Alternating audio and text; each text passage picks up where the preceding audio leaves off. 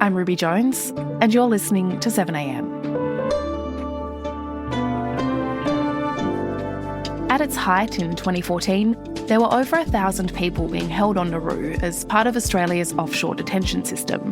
But in the decades since, that figure has shrunk to less than 100. Yet the Department of Home Affairs continues to pay outsized and exorbitant fees on contracts no longer fit for purpose, all in the name of keeping Manus Island and Nauru off the front page and out of the minds of most Australians. Now, one of the men responsible for administering these deals, worth billions, has spoken out about the alleged corruption at the heart of our system and the bipartisan silence that allows it to continue. Today, independent journalist Nick Feik on the whistleblower and the waste in the Department of Home Affairs. It's Monday, December 1.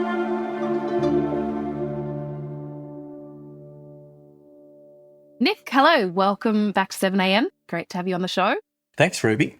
So we're speaking today because you have been in touch with Derek Elias, and he's someone that held a senior role at the Department of Home Affairs, but he hasn't stepped foot in that building for several years now. So tell me about why he wanted to speak with you.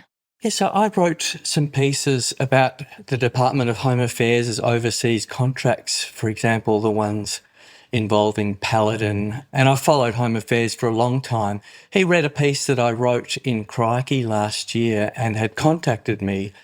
He is a former Home Affairs executive. From December 2019, I became the Assistant Secretary acting for regional processing contracts in Operation Sovereign Borders. In fact, he was the Assistant Secretary for offshore processing contracts. He'd walked out on his role in Operation Sovereign Borders following what he described as a significant probity breach involving quite lucrative Home Affairs contracts in Nauru.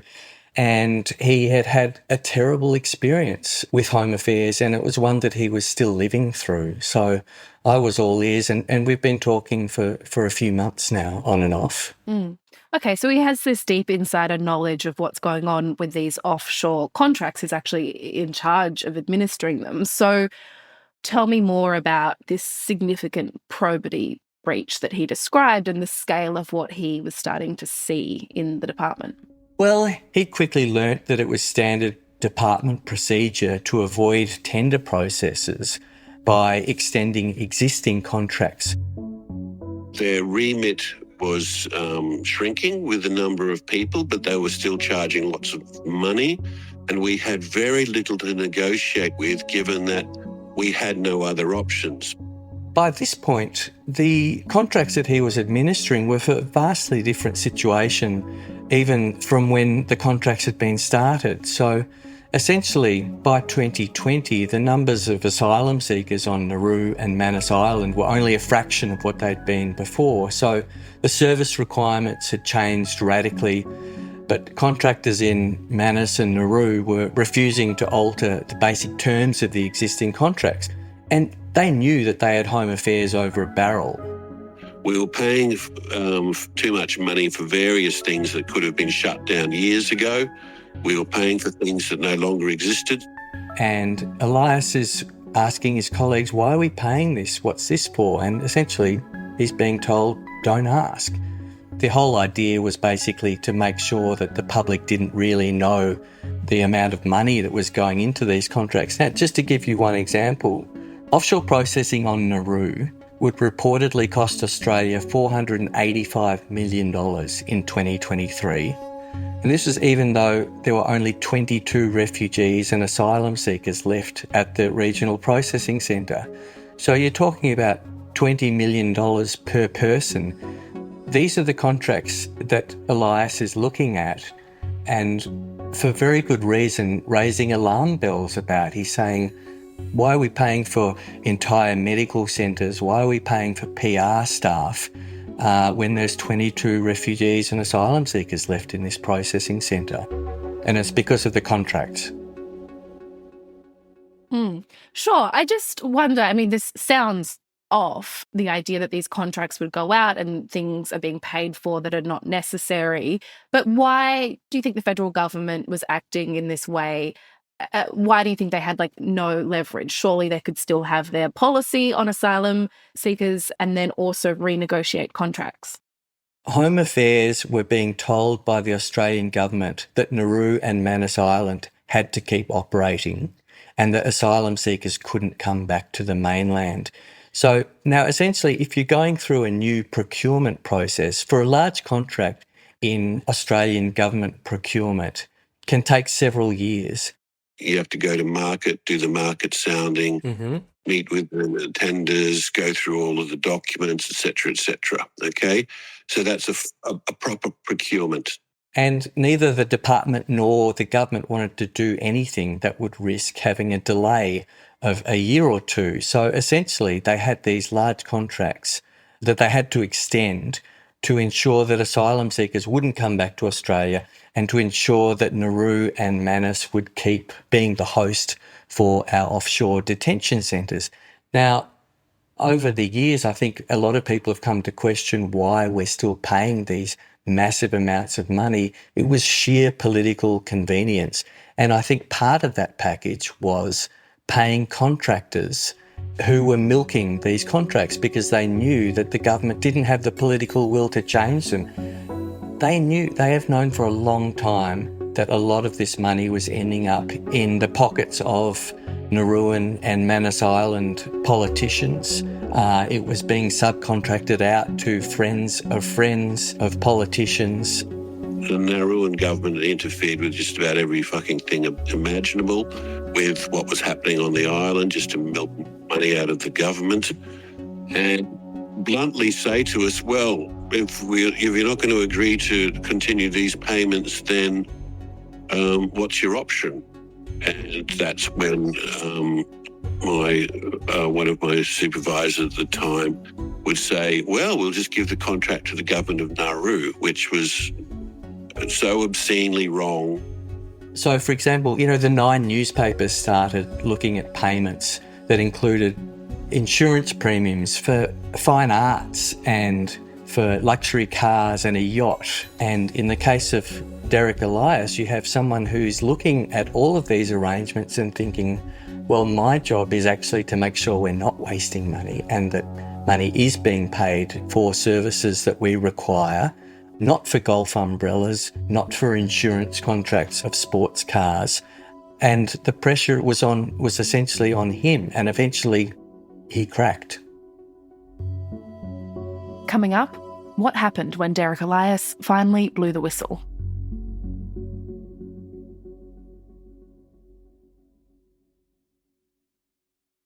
So, Nick, Derek Elias starts to notice these huge problems in the contracts that he's overseeing between the Department of Home Affairs and Nauru to house these asylum seekers. So what happens when he starts to raise his concerns within the department? Well, he says that as he raised them, he found that his colleagues and superiors were alarmed by his questions. So he found a culture that just didn't want to upset the government. You'd ask, what's going on? What are we doing about this? Why are we paying this? Because I was a newcomer, because I'd come from the UN system, because I'd come from outside of public service, I just naturally walked around and asked these questions, because they were so fucking obvious. Yeah. And people would literally stare at you like you had 3 fucking heads. It became evident that he was going to report his concerns, and it was made pretty clear to him that he was on his own. No one wanted to question their political masters. The department wasn't interested in redrafting contracts or trying to get back into these things. And at this stage, he was just exhausted. I would be working until very late hours, turning around hundreds of pages of documents I had no chance of reading in order to keep the extensions on track. Otherwise, it was my neck. Okay, so he's working incredibly hard doing a job that he thinks, isn't even the right thing to be doing. So how does that affect him? He was just in terrible physical and mental shape. I had insomnia, social withdrawal. I was drinking heavily. I took up smoking again. And I think wisely, he went on extended stress leave. And then he put in a Comcare statement for compensation for his mental health and the fact that he couldn't go back to work. And in some respects, that's where the real trouble started. What happened next? Well, his Comcare statement was disputed by the department. Instead of accepting that his ill health might be resulted from his job, they blamed it on alleged pre-existing conditions, including his drinking.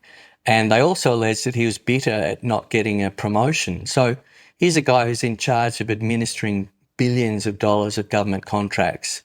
He's raising alarms about the working conditions. His initial statement had mentioned the fact that there was a toxic workplace culture. He had alleged that he had experienced bullying. These were by no means unusual responses about Home Affairs as well. Home Affairs has for years been rated among the very worst departments in the government to work for, with the highest compensation claims. But instead of accepting his claims and working with him, Home Affairs threw all its efforts into discrediting him. His case ended up at the AAT, the Administrative Affairs Tribunal, and it's been dragging on for literally years. He's repeatedly raised his concerns with the Ombudsman, the Attorney General's Department, ministers, with Comcare, the Australian Government Solicitor. He sent allegations to the NAC, the National Anti-Corruption Commission. He contacted the Human Rights Commission and the AFP, who these latter two organisations, he says, have engaged with him. But with the others, including the NAC, he had no headway at all. He was put in an impossible situation. He spent 4 years, he's been privately trying to raise his concerns. It's only now that he's come out and gone public. And so speaking out for him is a last resort. And after hearing his story, Nick, and the way that various bodies have responded to what's happened, where are you kind of left in terms of thinking about the level of accountability and transparency here? Well, I was under the impression that this is why you had a National Anti-Corruption Commission that could look at these things independently. I would have thought this is what the AFP are looking at. I think it's very easy to say this stuff is in the past. These are old contracts. It's not like that anymore. And this is what the department is now saying. But the fact that they will not engage just demonstrates that they're still not ready to have this conversation. And I don't think it's likely to change. I mean, there's clearly a bipartisan consensus about Operation Sovereign Borders and the use of Nauru and Manus Island. But I have serious concerns about the actions of the NAC, or the inaction of the NAC over this. It would take an inquiry, a royal commission of some sort, to actually figure out how much money has been blown. And I think what it indicates is that the political forces behind this shameful arrangement, let's face it, because these billions of dollars are being spent on punishing people who came to Australia to seek a better life. These are asylum seekers who were put on these dreadful Pacific Island facilities. They've been stuck there indefinitely, and now they're the locus of incredible amounts of government-funded corruption, allegedly. And the one person who's best placed among anyone we've ever come across, he's the most senior whistleblower in Home Affairs that we've ever come across. He has receipts and he's been trying responsibly to raise these things, and he's getting no traction. I mean, it tells me that the rot started at the top and they're just not interested. Well, Nick, thank you so much for all of your time today. Thanks very much, Ruby.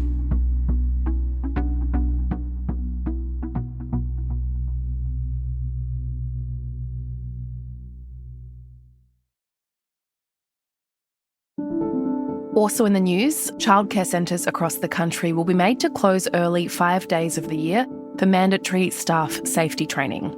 Federal Early Childhood Education Minister Jess Walsh made the announcement as part of reforms to tighten regulation after numerous scandals plagued the sector. Nationals leader David Littleproud has backed the plan. The government is also trialling the use of CCTV in centres and introducing a national register of childcare workers. And opposition leader Susan Lee says the coalition is considering tougher values and language tests for aspiring migrants. as the party settles on its migration policy. Susan Lee says the coalition's approach to immigration will be announced by the end of the year, but said tensions in Australia over immigration was the fault of governments, not migrants themselves. I'm Ruby Jones. This is 7am. Thanks for listening.